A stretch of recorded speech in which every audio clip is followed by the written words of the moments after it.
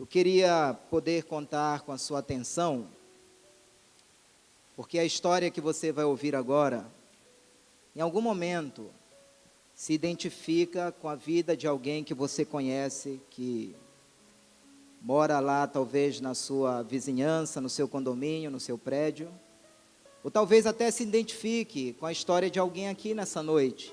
A igreja está bastante lotada nas galerias. Para quem não me conhece, eu me chamo Marcelo Carvalho, eu sou carioca, nasci no Rio de Janeiro, tenho mais 2 irmãos, homens, e desde cedo nós fomos órfãos de pai. Porque quando eu tinha 2, caminhando para 3 anos de idade, meu pai ele morreu com um tiro na cabeça, na cidade do Rio de Janeiro, onde nós morávamos. E os jornais do estado do Rio de Janeiro noticiaram que o meu pai havia morrido de roleta russa. Ele havia saído do seu trabalho numa das noites da semana, tinha recebido naquela noite, e ele então se encontrou com alguns dos seus amigos, que numa rodada, bebendo, apostaram um determinado valor, e a roleta russa é exatamente isso, a pessoa coloca uma bala no tambor de um revólver, roda o tambor, coloca na cabeça e atira. Se a bala não disparar, então aquela pessoa estaria então ganhando aquela aposta. E os jornais noticiaram que 2 ou 3 pessoas tinham apertado o gatilho do revólver e a bala não havia disparado. Mas o meu pai teve a infelicidade de, quando chegou no momento dele apertar o gatilho, o revólver disparou. E ele morreu sem ter a chance de chegar ali no hospital. Queridos, esse fato desestruturou totalmente a nossa família. Porque nós morávamos no Rio de Janeiro e o aperto financeiro chegou. Então a minha mãe, com eu e meu irmão já nascido e mais o caçula na barriga, tomou a decisão de vir morar para Belém do Pará, onde se encontrava a maior parte da sua família, dos seus familiares por parte de mãe, e eles moravam numa casa bastante grande aqui em Belém, onde reunia outros tios e, na verdade, era basicamente toda a família, da parte da mamãe, morava nessa casa, que era uma casa bem grande. E foi em Belém que eu aprendi a vender picolé na rua, e vendi muito picolé na rua. Foi em Belém que eu aprendi a reparar carro na rua. Foi em Belém que eu aprendi a vender fruta. Eu tive uma banca de fruta, eu fui empresário, viu? Até banca de jogo do bicho eu já tive. E tudo isso era uma forma que eu fui encontrando para, de alguma maneira, ajudar no orçamento familiar. Porque a minha mãe, quando chegou em Belém, ela não tinha um emprego ainda definido, e de alguma forma nós tínhamos que ajudar. Mas foi morando em Belém, na casa dos meus avós, que houve o ponto de partida para toda a sorte de rejeição que vocês possam imaginar na vida de um homem. Porque quando nós chegamos a morar na casa dos nossos avós, nos cederam um quarto muito pequeno. Agora imagine a mamãe viúva, desempregada, sem muita condição financeira. E na medida que a gente olhava para a vida dos nossos tios, que eram bem mais estruturados financeiramente, a gente olhava para as roupas dos nossos primos, e eles tinham uma maneira de viver muito melhor do que a nossa, e isso foi desencadeando uma certa rejeição no meu coração.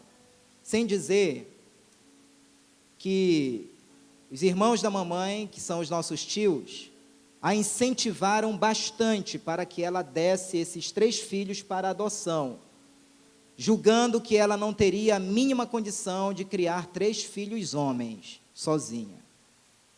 Isso foi mexendo muito com cada um de nós, meus irmãos, o outro também que já tinha nascido. E no meio de todo esse dilema sendo vivido ali na casa dos meus parentes, os anos foram se passando, e aí teve um rumor dentro da casa dos meus familiares de que aquela casa seria desalugada. Então, cada um tinha que procurar o seu rumo. Cada família que morava ali naquela casa imensa tinha que procurar o seu destino. Alguns tios viajaram para outros estados, e foi quando a mamãe decidiu se empenhar dia e noite, trabalhando incansavelmente, para de alguma forma tentar adquirir aquilo que seria a nossa casa própria. E ela conseguiu. Minha mãe é uma guerreira, viu?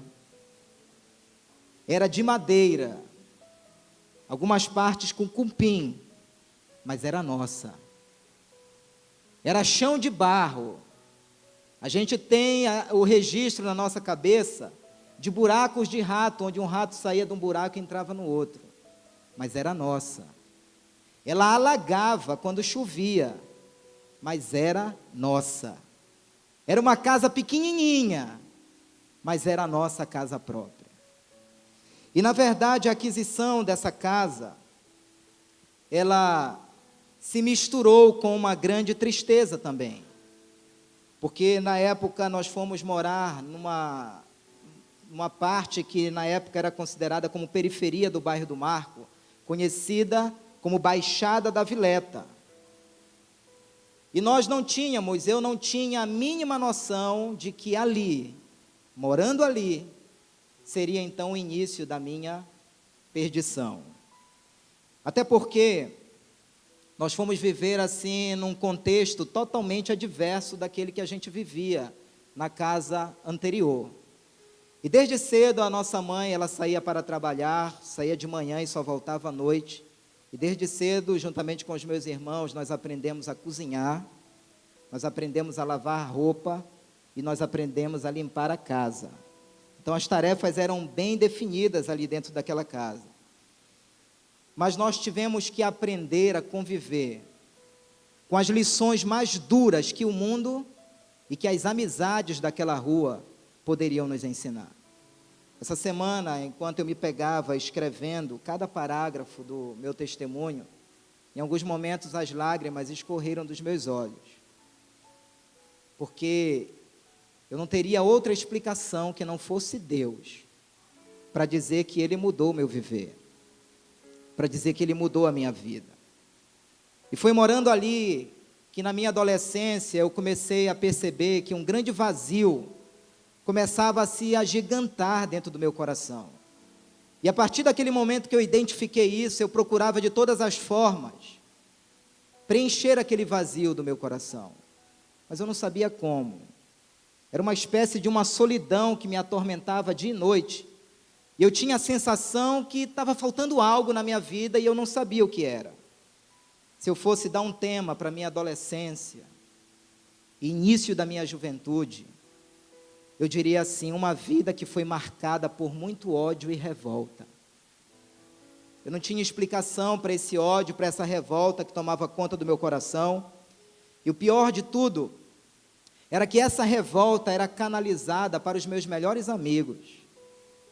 Esse ódio era canalizado para os meus familiares. Eu posso me lembrar, quando eu trabalhava na sapataria de um dos meus tios, eu arrumava confusão com todos aqueles funcionários. Por 3 vezes eu fui parar na polícia com um funcionário. O que vocês estão vendo aqui de pequenino, mas esse pequenino era ruim. Só podia ser um encosto. Arrumava confusão, aonde eu parava eu arrumava confusão. Na escola eu queria chamar os professores para briga, quando eu tirava uma nota vermelha. Queria brigar, afrontava a direção da escola. Na rua onde eu morava, todos os vizinhos da rua, de um lado e do outro, eu tinha arrumado confusão, todos. Eu fui considerado pelos meus parentes como a ovelha negra da família Carvalho. Imagine uma mãe ouvir dos seus irmãos e dos cunhados dela: interna o Marcelo, porque ele vai te dar muita dor de cabeça, porque ele vai te dar muito problema. Eles tinham razão, eles não estavam mentindo, eles conseguiam ter essa percepção, porque o desenho que estava sendo construído na minha vida indicava com todas as letras que eu tinha tudo para ser um bandido, que eu tinha tudo para ser um marginal, que eu tinha tudo para ser uma pessoa nociva à sociedade, talvez até um traficante. E eu buscava respostas para essas crises, mas eu não conseguia encontrar. Eu não conseguia explicar por que tanto vazio no meu coração. Tinha uma pergunta dentro de mim que não conseguia calar. Como encontrar a resposta para esse vazio que me detonava dia e noite? E por muito tempo da minha vida, eu cheguei a pensar que eu era um erro da criação de Deus. Eu cheguei a imaginar que Deus havia errado em algum momento, porque a minha vida era uma vitrine de alguém que era muito infeliz, de alguém que era rejeitado, de alguém que era complexado, de alguém que não tinha mais vontade de existir, de alguém que não tinha mais vontade de viver. E esses sentimentos, eles me consumiam dia e noite. Eu não sabia como encontrar solução para isso. Talvez eu esteja falando com alguém aqui nessa noite, que ainda não conseguiu encontrar uma resposta para esse grande vazio que assola o teu coração, para esse grande vazio que você não consegue encontrar explicação. Eu cheguei a pensar que o motivo desse grande vazio no meu coração era porque eu não tive um pai presente na minha criação. Então, por algum tempo eu pensei, pronto, eu encontrei a resposta desse vazio. Foi porque eu não tive a figura paterna na minha criação. Eu olhava para os meus amigos na escola e eu conseguia ver os seus pais deixando eles na escola, os seus pais indo buscá-los na escola, mas eu não tenho esse registro na minha mente de um pai me deixando na escola, de um pai me pegando na escola. Eu tenho muito prazer hoje de buscar minhas filhas na escola, muito prazer, muito prazer. Procuro não atrasar, muito prazer de deixá-las, de buscá-las, mas eu não tenho esse registro na minha mente. Eu não lembro de um dia ter saído a palavra papai da minha boca para alguém aqui nessa terra. Eu nunca tive esse privilégio, essa oportunidade de chamar alguém de pai. E se você ainda tem um pai, valorize o seu pai. Eu não tive esse registro na minha vida. E eu cheguei a pensar que a razão desse vazio era porque eu não tive um pai. Mas, na verdade, a razão desse vazio era outra, até então desconhecida por mim. E eu achava que havia alguma forma de preencher aquele vazio do meu coração. E sabe como eu tentei preencher o vazio do meu coração? Com a violência. Pode parecer exagero, mas como a pastora Andresa falou ainda há pouco, ela encontrou um ex-amigo meu no aeroporto, que falou que eu tinha dado uma facada nele. Mas eu era um terror na Baixada da Vileta. Um terror na Baixada da Vileta. Sabe por quê?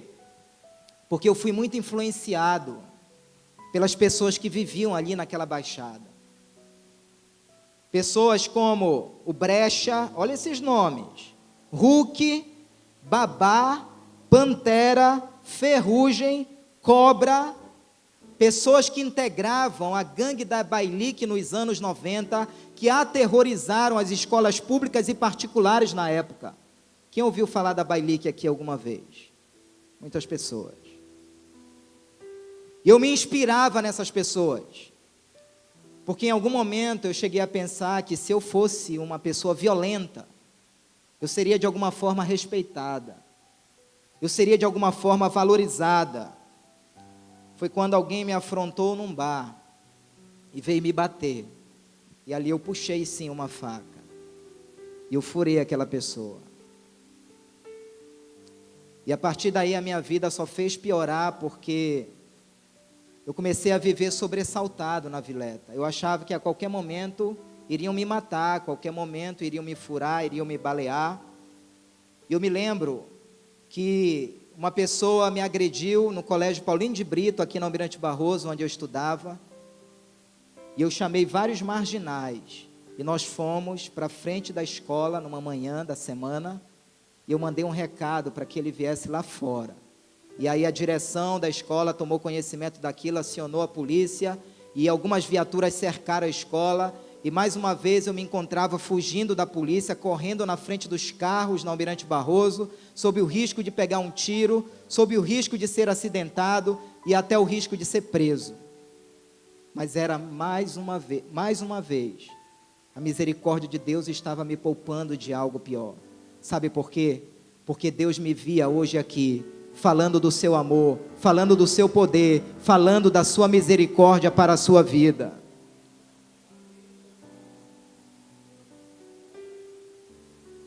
Eu participei em Belém, eu até convidei, não sei se ele está aqui, uma pessoa que na época pichava Tio Surf,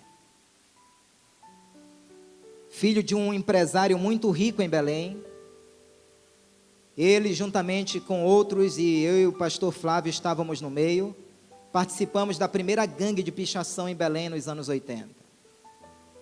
E saíamos pelas madrugadas, pichando casas, pichando apartamentos, subindo em paredes, que a gente nem acreditava que poderia subir, estávamos ali pichando. Lembro numa dessas madrugadas que parou um carro e 3 pessoas desceram com 38. E alguns conseguiram correr, dentre eles eu, mas pegaram o spray e picharam toda a cara, todo o corpo de um dos integrantes que estava conosco naquela turma. E colocaram o revólver na cabeça dele. E naquela noite ele foi poupado também. Talvez não quisesse mais nunca mais pichar. Mas o que aconteceu? Eu me meti numa confusão, onde eu fui acusado de algo que realmente eu tinha feito, mas eu estava negando até a morte que não tinha sido eu. Estava jurando que não tinha sido eu, mas de tanto aquela família me acusar, eu reuni uns amigos da onça, e nós invadimos a casa daquela família e quebramos tudo lá dentro. Com uma semana, chega a minha primeira intimação em casa. Obrigado, querido. Chega a minha primeira intimação policial, onde eu deveria comparecer na delegacia juntamente com a mamãe, e ali diante do delegado, por muito pouco eu não fui preso, mas eu fui fichado. Aquilo ali já foi um aviso do que seria da minha vida caso eu continuasse aprontando. Meus melhores amigos na época eram maconheiros, cheiravam cocaína, eram beberrões. E eu me lembro de uma vez que nós fomos comprar maconha aqui na Matinha, que na época tinha uma boca de fumo, não sei se tem algum ex-maconheiro aqui da época, mas na época tinha uma boca de fumo aqui na Matinha muito conhecida. E nós fomos lá comprar maconha. E naquele dia, a polícia começou a trocar tiro com os traficantes. E foi um alvoroço, queridos, uma coisa infernal. E o lugar que eu consegui me esconder foi debaixo de uma casa, no meio de uma lama podre. E eu comecei a ver, pela brecha daquele assoalho, toda a movimentação que estava acontecendo ali na rua. Pessoas sendo algemadas, pessoas correndo, pessoas gritando. E eu ficava comigo mesmo imaginando, é bem provável que eu saia daqui morto, ou que eu saia daqui talvez preso. Porém, mais uma vez, a misericórdia de Deus me alcançou naquele dia, e eu consegui voltar para casa. Minha vida, queridos, estava completamente destruída. Cada vez mais o ódio ia crescendo dentro de mim. E eu não estava nem aí para viver ou para morrer. Se eu morresse, isso para mim não faria diferença nenhuma. Sabe por quê? Porque eu não tinha algo que todo ser humano almeja, inclusive você. Seja esse ser humano presidente da República, ou o mais miserável mendigo de rua, todo ser humano deseja, anseia ter paz e felicidade no seu coração. Sim ou não? Porque a felicidade é um estado de alma que te proporciona paz e segurança. E eu estava a fim de encontrar essa paz e essa felicidade. Eu não tinha algo que todo ser humano almeja. Tudo que eu queria era ser feliz. E eu me lembro numa noite que eu cheguei de uma balada já de manhã em casa, e eu liguei a rádio, era a Raulan FM, na época tinha um apresentador chamado Kizan Lourenço, que eu acho que ele já faleceu, e ele estava como radialista naquela manhã, falando algo que me chamou a atenção. Ele disse assim naquela rádio, eu estava ouvindo: comece o seu dia, comece essa segunda-feira para frente, para cima, Pegue um giz e escreva na parede da sua casa a frase: eu sou feliz. Eu não sei quantos ouvintes fizeram isso, mas eu fiz. Peguei um giz de cera azul e fui na parede da cozinha de casa e escrevi: eu sou feliz. Escrevi no quarto: eu sou feliz. Escrevi no corredor: eu sou feliz. Escrevi na sala: eu sou feliz. Mas quando eu li aquelas frases, eu sabia que aquilo não combinava comigo. Eu sabia que aquilo não era uma realidade dentro de mim. Eu sabia que aquilo era uma farsa, eu sabia que aquilo era uma mentira, porque eu não tinha aquela felicidade. E a minha crise só continuava: aonde encontrar essa paz, aonde encontrar essa felicidade, que é uma necessidade básica do coração do homem. Sabe aonde eu tentei encontrar? Aonde muitas pessoas tentam encontrar. Eu tentei encontrar a felicidade no álcool. Pense numa pessoa que bebia muito.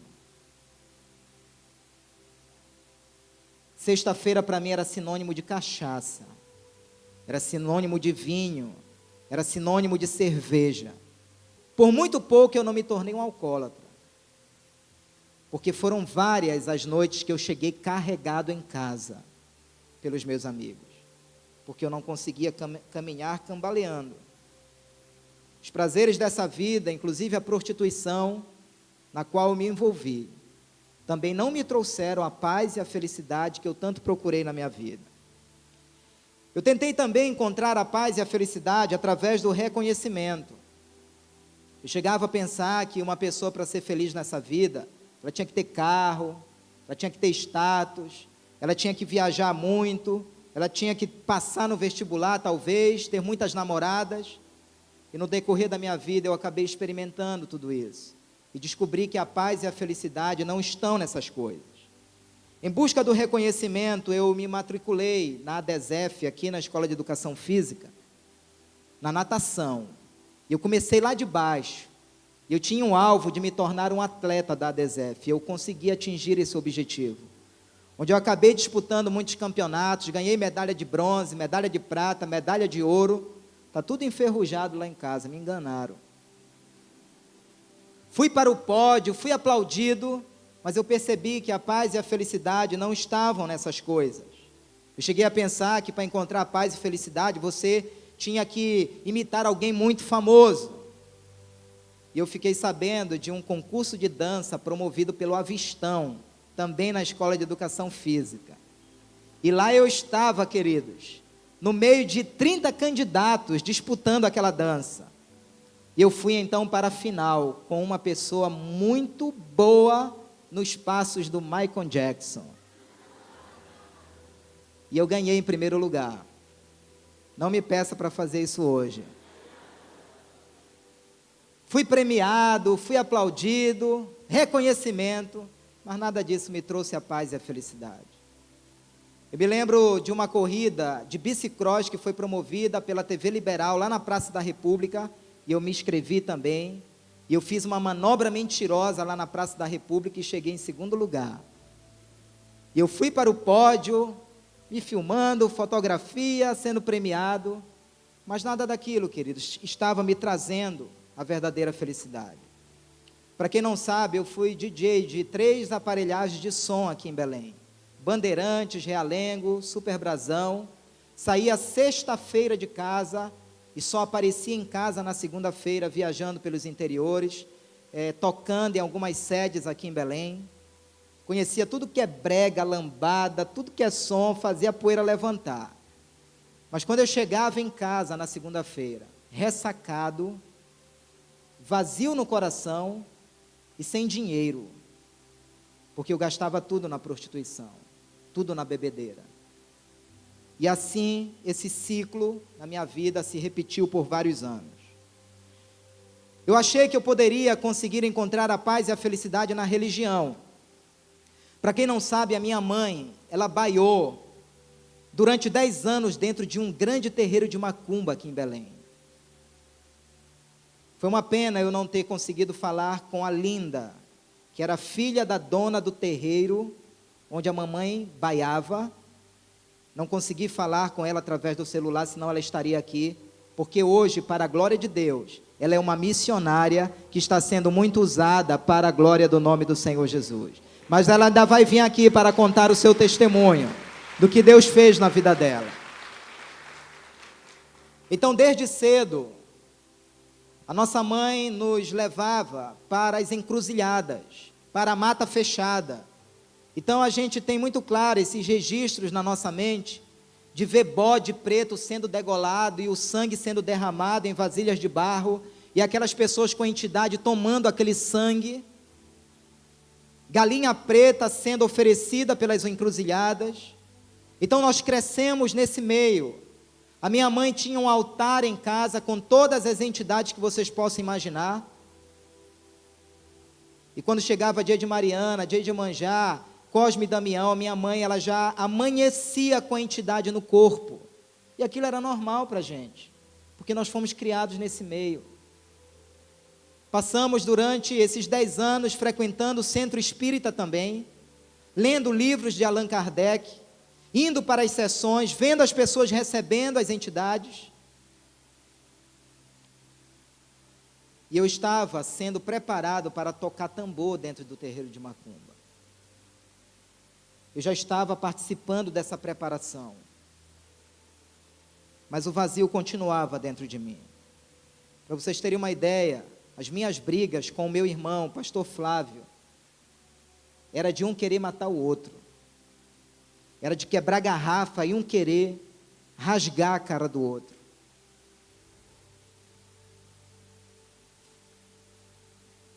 Com muito respeito a quem professa a religião da macumba e do espiritismo, mas eu quero dizer que essas duas religiões não trouxeram harmonia familiar para a minha casa. Essas duas religiões não trouxeram paz e felicidade para dentro da minha casa. Eu sei de tantos banhos que eu tomei. Eu sei de tantas pólvoras que foram acendidas acesas dentro de casa. Mas isso não trouxe harmonia familiar para a minha casa. A minha família, ela estava completamente destruída. Hoje eu posso olhar nos olhos dos meus 2 irmãos e a gente pode trocar algumas frases assim dizendo: olha, eu te amo. Você é muito precioso. Você é muito valioso. Mas a gente não conseguia dizer isso. A gente não conseguia se relacionar dessa maneira. Portanto, as religiões não conseguiram trazer paz e felicidade para o nosso coração.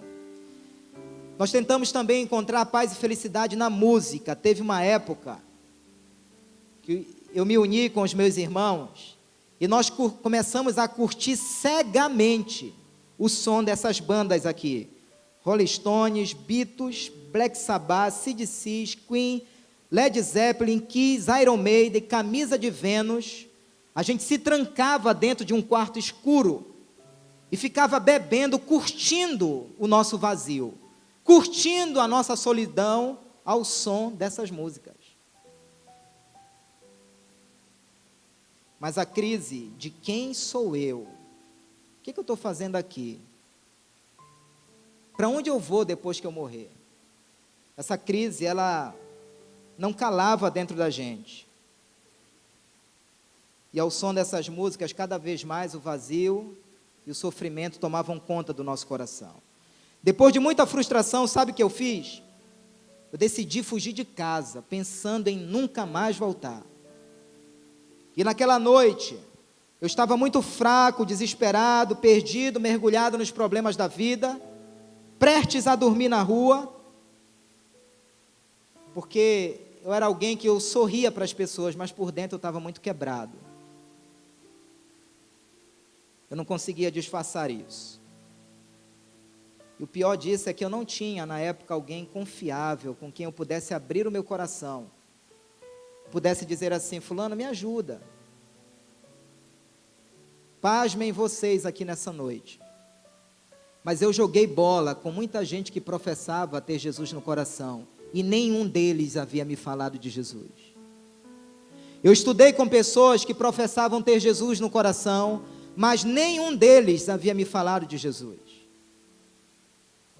Eu namorei durante um tempo com uma moça de uma determinada igreja evangélica, e durante aquele tempo ela nunca havia me falado de Jesus. E se eu tivesse morrido aos meus 18 anos, eu estaria hoje no inferno. Porque a minha vida era um deserto, eu tinha fome de paz, eu tinha fome de alegria. Eu me sentia jogado na sarjeta da vida, eu me sentia como um leproso de alma. Eu não sabia mais que rumo tomar. Tudo que eu queria agora era morrer. Como os meus melhores amigos da época que hoje estão mortos. Um deles, que eu quero chamá-lo de um nome fictício, Elton. O Elton estava todo cabeludo, com seu corpo todo tatuado e prometido de morte. E pegaram ele na frente de uma farmácia e fuzilaram ele com muitas facadas. Era o meu melhor amigo da época. Era o meu amigo da rabiola, da peteca, dos assaltos, das ondas, da bebedice. Poderia ter sido eu. Poderia ter sido eu.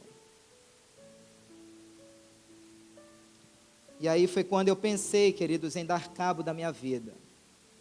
Eu fui portador de um revólver calibre 22.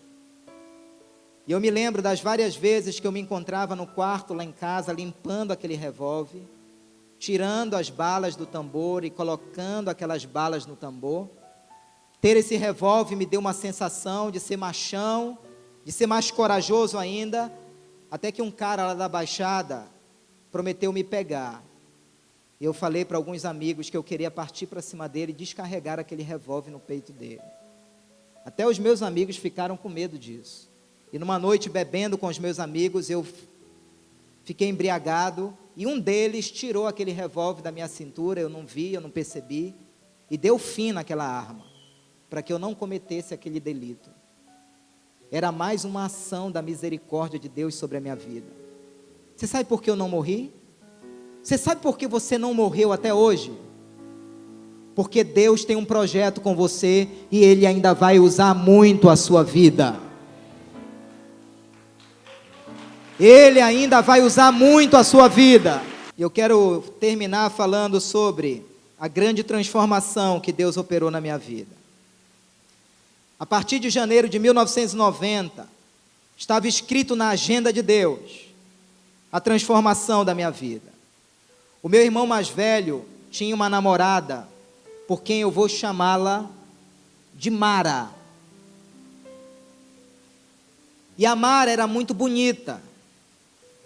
Ela era afastada de uma igreja evangélica. E eles estavam, numa noite, assistindo um filme de terror. Muito cuidado com os filmes de terror que você vê, viu? Porque aquelas cenas, elas estão ministrando no teu coração. E naquela noite, juntamente com os familiares, a Mara assistindo aquele filme chamado Portegate. Quem já ouviu falar desse filme? Diabólico. Ela começou a sentir que estava faltando ar nela, a respiração dela começou a ficar ofegante.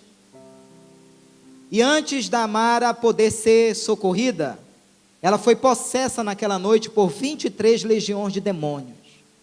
Entraram na vida dela. Foi um terror. Foi um terror. Porque durante 2 meses a Mara passou a ser atormentada por esses espíritos.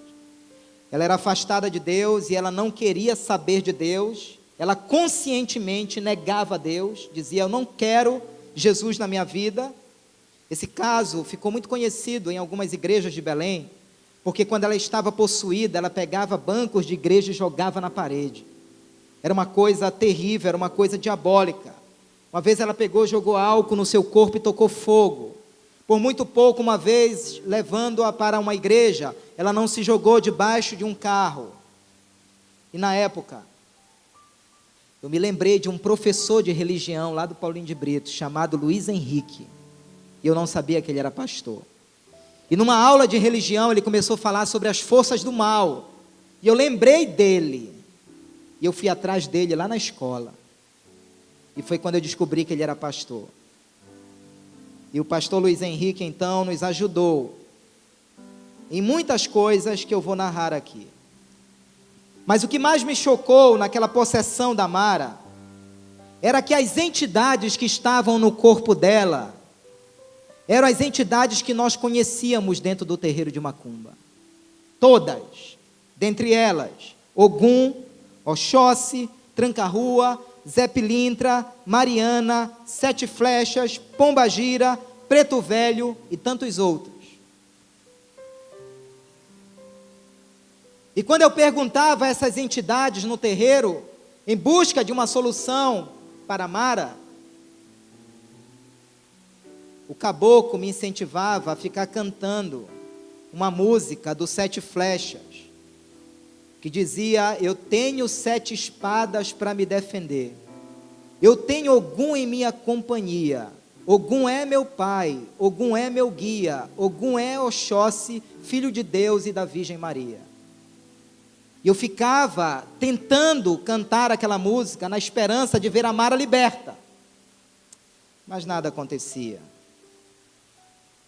Mas era Deus usando esse episódio para levar aos seus pés uma família inteira que hoje serve ao Senhor Jesus.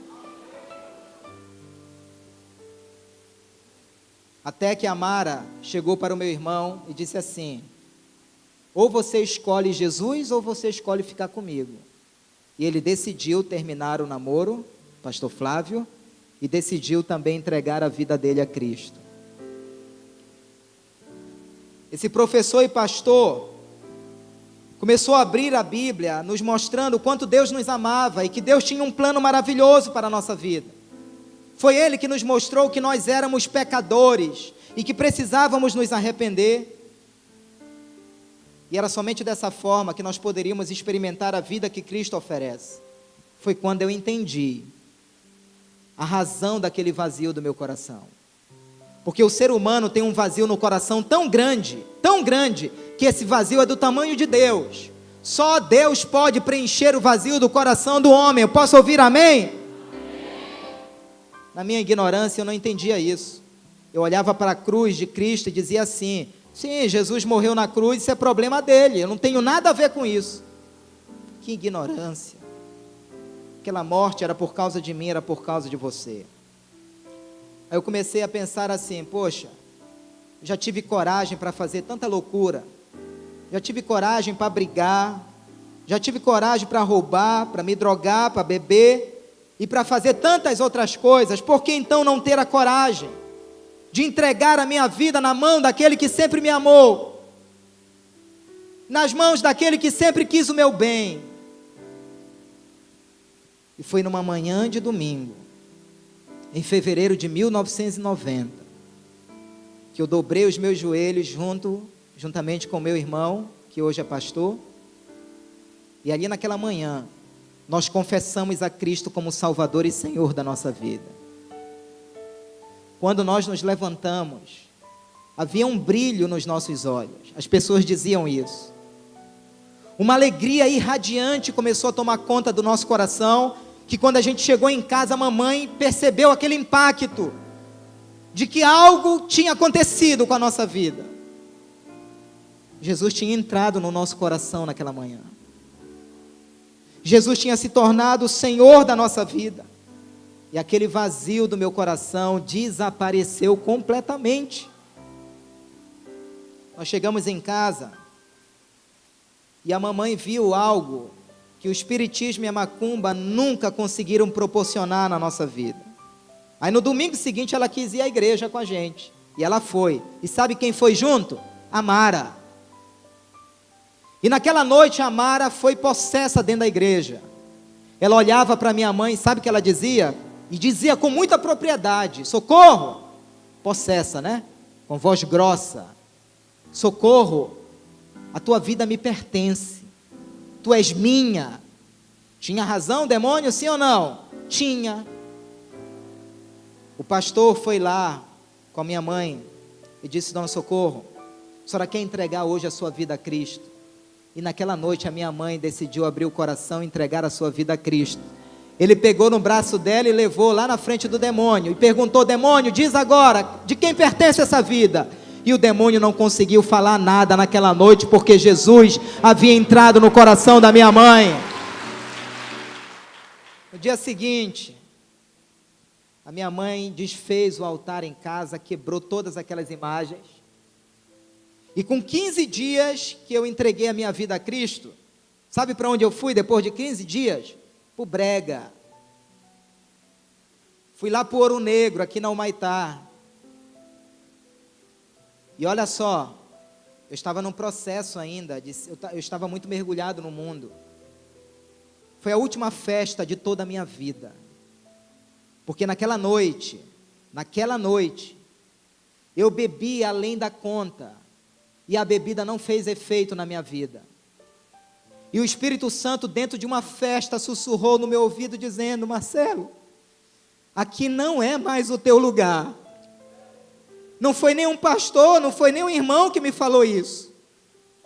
Ele disse: aqui não é mais o teu lugar. Eu fiquei tão perturbado com isso, que eu cheguei no dia seguinte com um macumbeiro da rua de casa, e sabe o que eu perguntei para ele? Se tinha como desaceitar Jesus, que eu fiquei perturbado. E Deus usou a boca daquele macumbeiro dizendo assim: não tem mais como, quem entrega a vida para Jesus é para sempre. Deus usou a vida dele, a boca dele, e isso tem sido uma verdade na minha vida até hoje. Pode dar um aplauso e dar um grito de júbilo.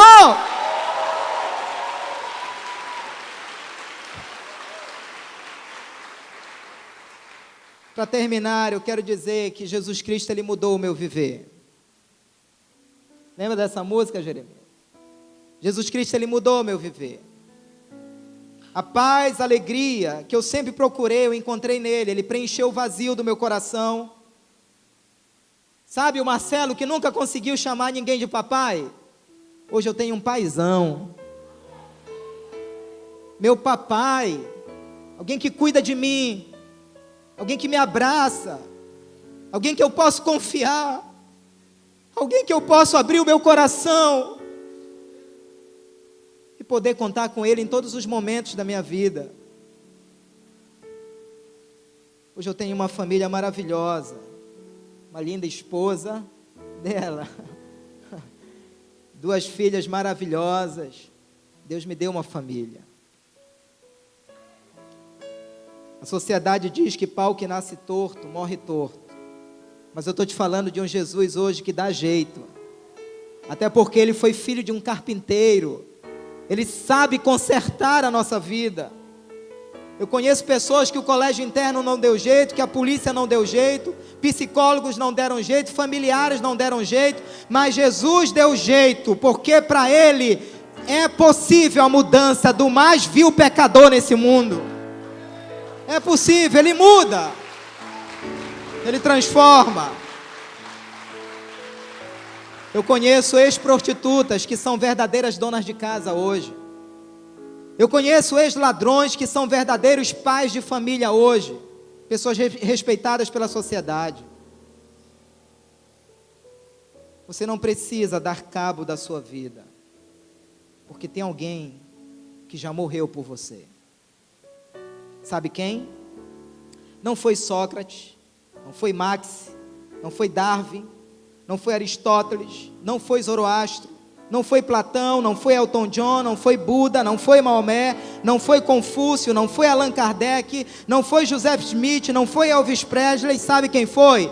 Foi alguém que um dia veio a esse mundo, viveu entre nós, operou milagres e maravilhas, morreu na cruz, mas ao terceiro dia Ele ressuscitou, e hoje Ele está sentado na destra de Deus, e Ele está aqui nessa noite, e Ele pode mudar a história da sua vida. Ele é digno do nosso aplauso e do nosso louvor nessa noite. Jesus Cristo é o seu nome.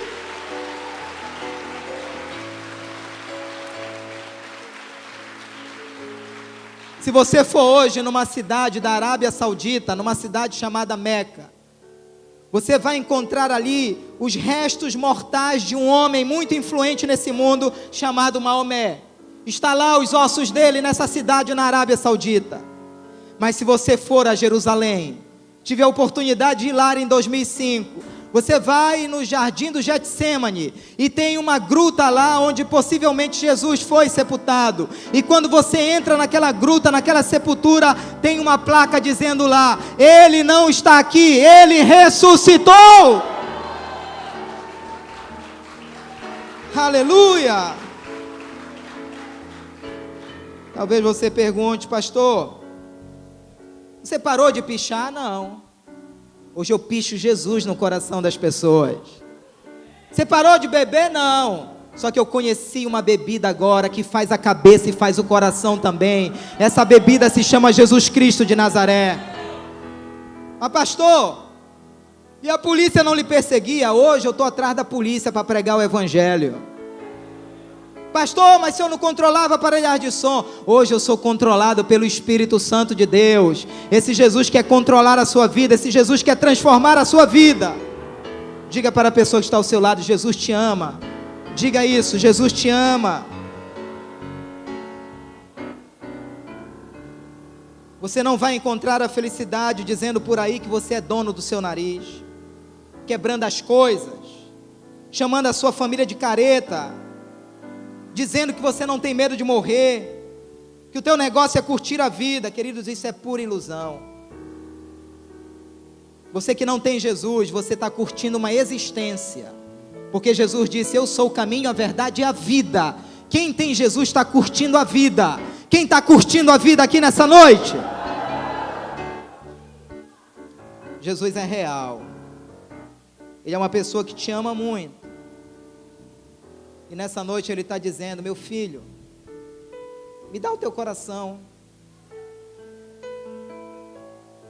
Por alguns minutos eu queria que você imaginasse agora, que a sua vida é uma moto, e você está na condução dessa moto. Imagine uma moto. Sua vida é uma moto.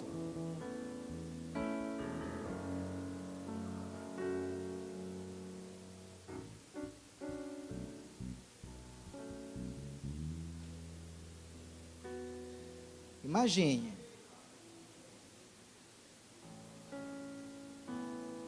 Pensou na moto? Talvez até hoje você tenha permanecido na condução da sua vida. Talvez quantas quedas você já pegou. Sabe por quê? Porque é você que está na condução da sua vida. É você que dirige a sua vida. É você que diz para onde você quer ir. Em quantos buracos talvez você já caiu, quantos acidentes já aconteceram com a sua vida, porque você permanece na direção da sua vida. Mas sabe o que Jesus quer fazer hoje? Ele quer assumir o controle da sua vida. Entregar a vida para Jesus é exatamente isso. É entregar a direção da sua vida para Jesus. E o nosso Jesus aqui vai assumir a condução. Esse é Jesus. E sabe o que você tem que fazer? Se agarre em Jesus, porque Ele vai te levar, Ele vai te conduzir. Dê um aplauso ao Senhor. Não tem vida melhor do que a vida com Cristo. Vida com Cristo é maravilhosa. Eu só me arrependo de uma coisa, de não ter conhecido a Jesus antes. Ele é maravilhoso, toda honra, toda glória, todo louvor a Ele.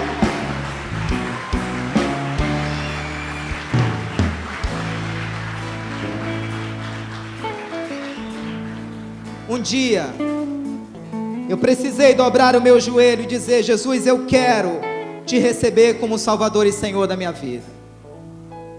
E eu quero conhecer aqui as pessoas que estão aqui nessa noite e desejam dizer, Jesus, eu quero que a partir de hoje Tu sejas o Salvador e Senhor da minha vida. Já tem gente vindo, viu?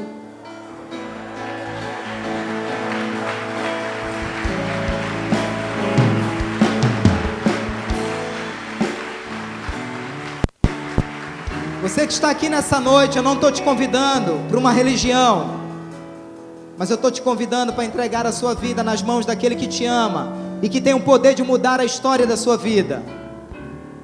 Onde estão as pessoas aqui que desejam tomar essa decisão? Me dê um sinal com a sua mão, onde você estiver. Onde você estiver, me dê um sinal com a sua mão. Deus te abençoe. Pode me dar um sinal com a sua mão. Deus te abençoe. Mais alguém? Deus te abençoe. Deus te abençoe. Deus te abençoe. Deus te abençoe. Você que está afastado de Deus, quer reconciliar hoje, me dê um sinal com a sua mão. Deus te abençoe. Deus te abençoe também.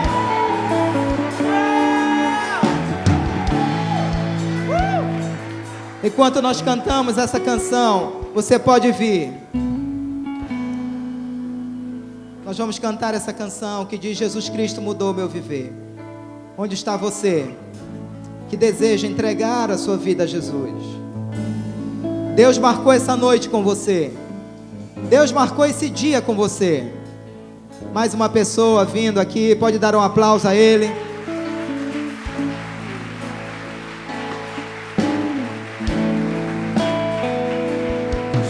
Jesus Cristo mudou meu viver.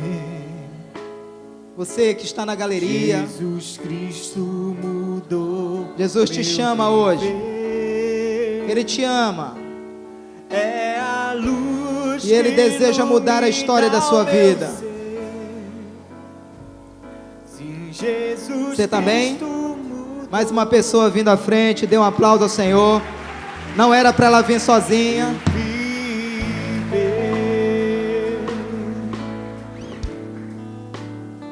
Diferente. Hoje é o meu coração. Mais alguém nessa noite? Eu não estou perguntando se você tem religião. Eu estou perguntando se você quer entregar a sua vida a Jesus. Mais pessoas vindo ali, pode dar um aplauso. Mais pessoas vindo aqui também. Mais gente vindo ali também. Aplauda, igreja, e dê um grito de vitória.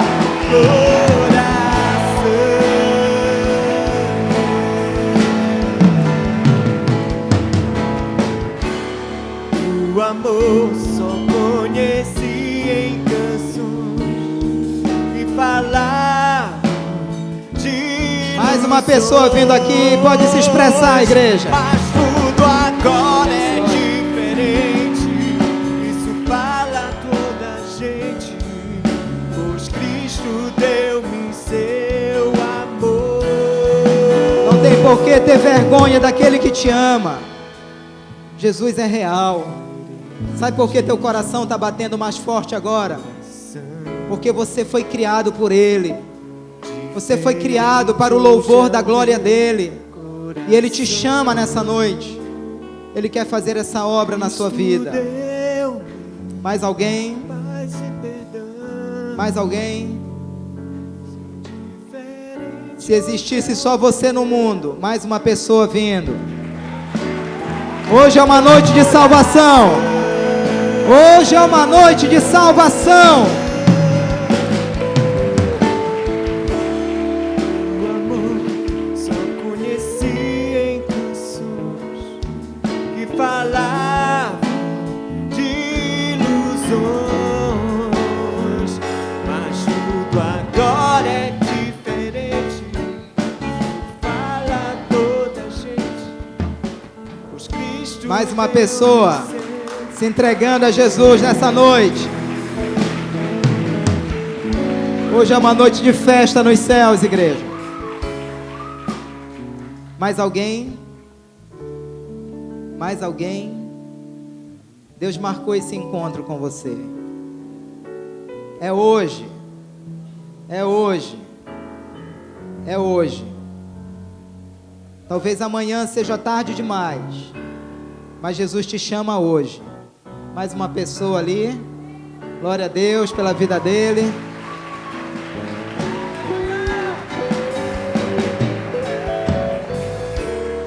Eu vou dar mais um minutinho, porque nós vamos orar.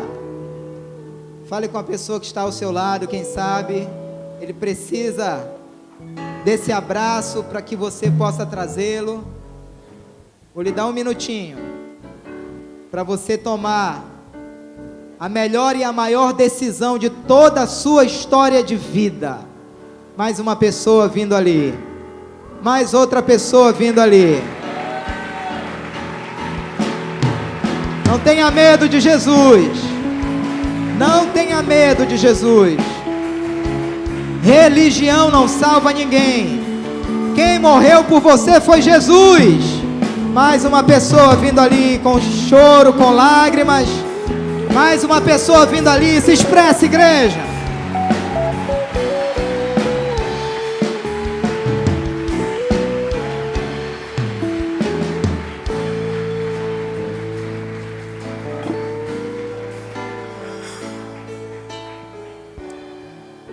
Jesus é lindo.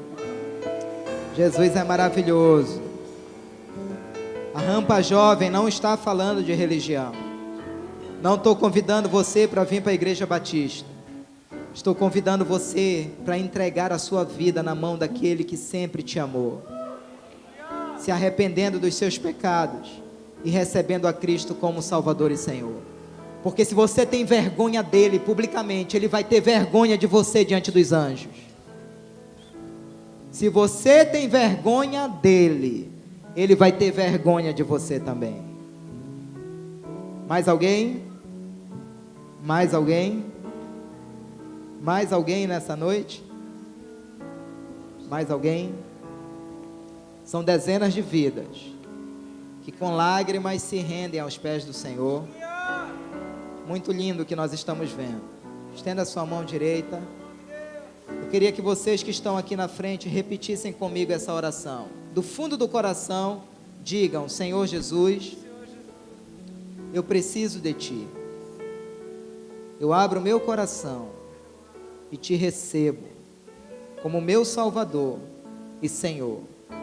Perdoa os meus pecados e escreve o meu nome no livro da vida. Amém. Pai, nós estamos orando e abençoando essas pessoas tão preciosas, que hoje publicamente confessam ao Senhor, e nós como igreja as abençoamos, dizendo que elas são bem-vindas na família do Senhor, dizendo que elas são bem-vindas no reino de Deus, que hoje se encerre toda aliança com o mundo e com o pecado, pois nós as declaramos nascidas de novo, para a glória do nome do Senhor Jesus. E a igreja diz amém, amém, amém.